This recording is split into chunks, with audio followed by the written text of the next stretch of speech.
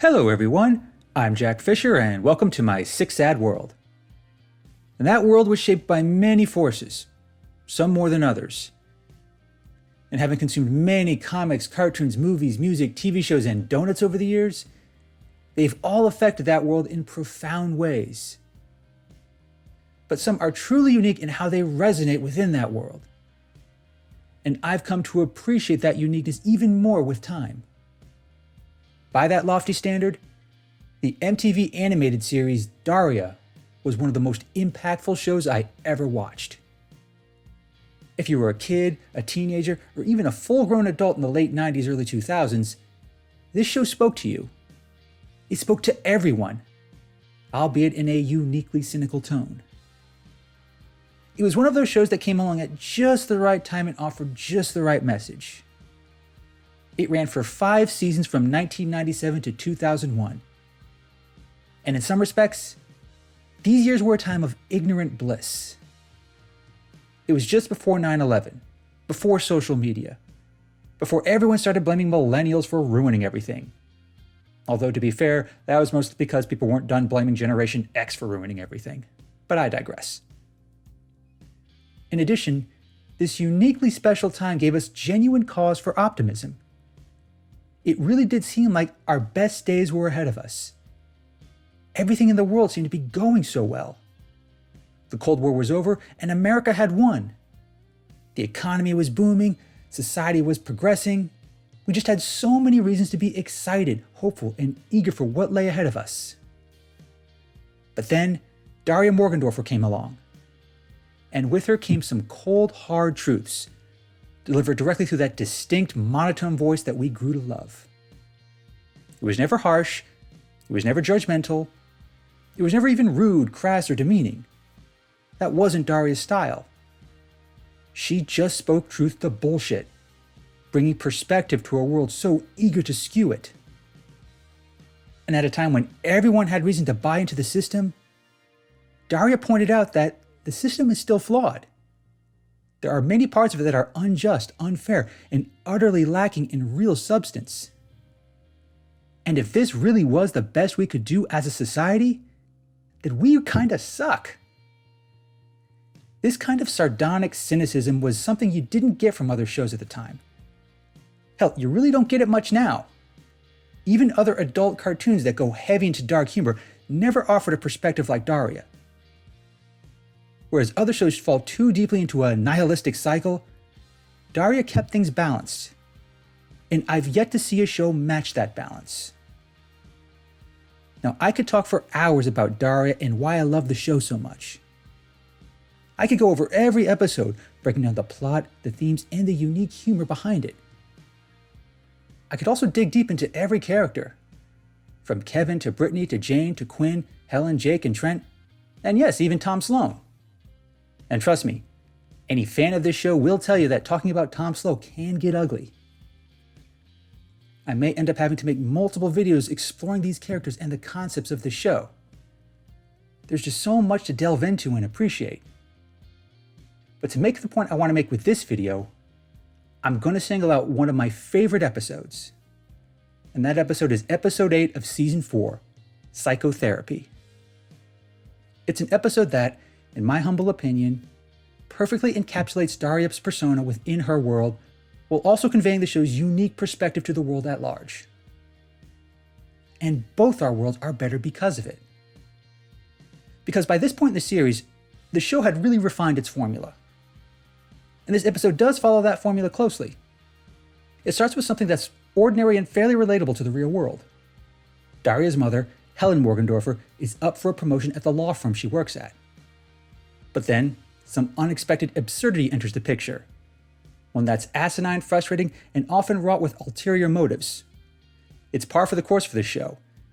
And Daria is the one who sees it for what it is, often pointing it out and breaking it down in her own unique way. But to appreciate those elements of this episode, it's also necessary to appreciate the eccentricities of Daria's family. Because unlike her, they're a lot more animated, if that's not too fitting a word. They all have these distinct personas that are defined by a few distinct traits, and both that persona and those traits are pushed to extremes. Quinn, Daria's sister, is your stereotypical self-absorbed popular girl. Jake, Daria's father, is a dense, anxious, insecure man-child who freaks out at the slightest stressor, often in hilarious ways. And Helen is the ultimate upper-middle-class professional, a hard-working career woman who is driven, determined, and willing to spend 18 hours at the office on any given day.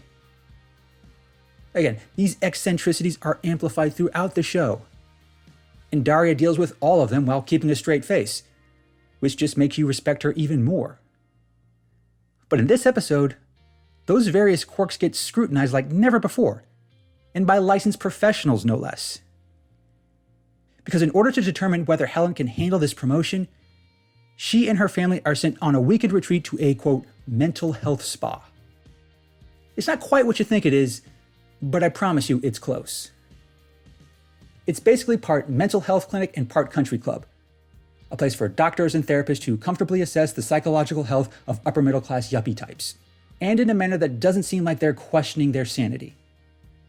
Naturally, it makes for some awkward and humorous situations, especially for those not familiar with Daria's colorful blend of sarcasm. But those same situations lead to some remarkable insights. When they first arrive, the doctors immediately take an interest in Daria, and understandably so. Compared to the rest of the family, she seems the most off, relatively speaking. And it doesn't help that Daria purposely filled out the questionnaire wrong, mostly because she thought it was dumb. But the strong reactions from the doctors do little to faze Daria. She never loses her stoic, cynical poise. But it's that same poise that puts the various personas of Daria's family and her overall outlook into a new context. As the episode plays out, the doctors learn more and more about Daria's family. Quinn proves to be so self-centered and vapid that she puts her therapist to sleep. Jake tries and fails miserably to hide his insecurities about his past, his unresolved issues, and his role within his family. And Helen just can't stop being so driven. She keeps trying to present herself and her family as exactly what it needs to be for her to get that promotion. Now, I'm no therapist or doctor, but this episode makes it painfully clear that these people have some very unhealthy tendencies.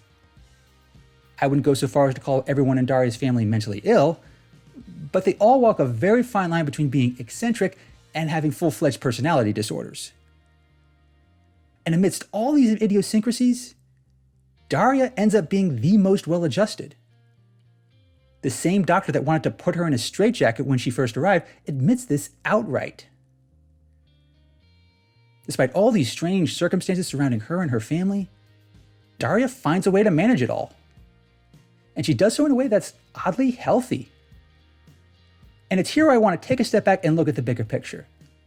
Because that picture is a critical part of what makes Daria work thematically. Her world, despite being animated, isn't that dissimilar from ours.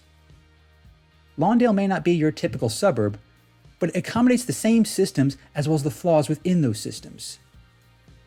Despite the nice houses and the late 90s prosperity, everything is just so shallow and phony and utterly devoid of substance. School, TV, music, culture, both youth and adult, it's all a facade and with no structure. The people within this environment are hopelessly affected by it, and some of those effects are downright damaging. Because think about it, when everything is that superficial, when our place in the world is defined by our jobs, our looks, our social status, or what kind of media we consume, how do we even know who we are? Reduce someone to the role they play in a system, even if it's a system that seems functional and prosperous, and they lose all sense of perspective. They lose a core part of their humanity. They become defined by something other than their individual thoughts, feelings, and choices. In the episode, Helen is reduced to whether she's qualified for a promotion. It is an objectively dehumanizing process, one that even leads to some painful realizations. But even when she faces these realizations, she never takes a step back to question whether this is right, or even healthy. Jake is in a similar position. He's basically reduced to his worst flaws. This tendency to overreact, panic wildly, and get overwhelmed by damn near anything. He becomes an obstacle for Helen, rather than a person, a father, or a husband. Even when the doctors touch on some of his serious unresolved issues, culminating with him showing Helen her worst flaws, he never truly sees the bigger picture. Now, in Jake's defense, he's trying to support his wife. He's trying to be a decent father to Quinn and Daria, despite being utterly baffled by them. And it didn't help that he was the product of an emotionally abusive father. Despite all this, he never sees beyond his own shortcomings. He never sees the larger issues of a world that defines people by their flaws rather than their humanity. As for Quinn, well, her shallow narcissism speaks for itself. Literally. She is the least inclined to see the flaws in a shallow, superficial world, mostly because she benefits from it. Being young, cute, and adored by pretty much everyone, she has no reason to. Now, on the surface, there's nothing inherently wrong with being driven like Helen, or overwhelmed like Jake, or even really superficial like Quinn. But this episode basically commodifies these traits. They're all sent to this mental health spa as a test of sorts. Not for their benefit, but for someone else's. In some ways, it's oddly prophetic of how much everything is commodified today. The internet, the media, popular trends, and pop culture in general tends to put everyone in a particular category. One that can be used by market research, job recruiters, advertisers, and influencers of all kinds. Within this system, we are not individual humans. We're products and consumers, meant to play a role within a system.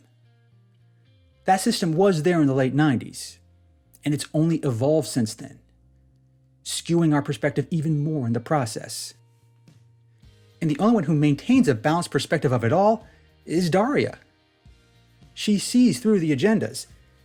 She sees the larger machinations of this flawed system that is modern society. And keep in mind, this show took place in the late 90s. This was when the system was supposed to be at its best.